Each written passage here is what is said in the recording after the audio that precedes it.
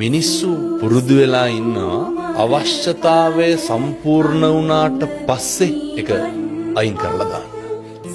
ඒක නොසලකා හරියට. ඊට පස්සේ මිනිස්සු පුරුදු වෙලා ඉන්නවා. කවුරු හරි අපිට උදව්වක් කරපුවාම අපි හිතමුකෝ දැන් අත්දැකීම් නැති ඕන තරම් වැඩිපුරම විඳවලා තියෙන්නේ.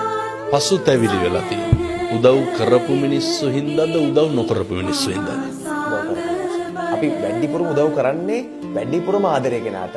වැඩිපුරම රිද්දන්නේ වැඩිපුරම උදව් කරපු වැඩිපුරම ආදරය කරපු අපේ ආදරණීය.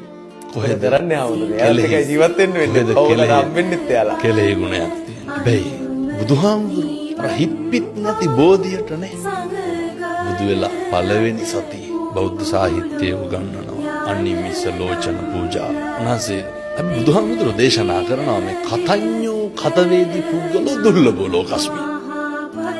මේ ලෝකේ කෙලෙහි ගුණ දන්න මිනිස්සු හරිය දුර්ලභයිලු. ඒක නම් ඇත්ත හොඳයි. අවශ්‍යතාවයේ සම්පූර්ණ වුණාට පස්සේ ආය මිනිස්සු අපි තියාගන්නේ නැහැ. කාර්ය කෙරවෙලතුරු කාගෙත් රැවටිල්ල කියලා දෙයක් තියෙනවා නේද? ඔය අපේ ජන කවිය මේවා හොඳට පත්තියන් වෙච්ච මිනිස්සුන්ගේ කටවල් වලින් කියවෙච්චා.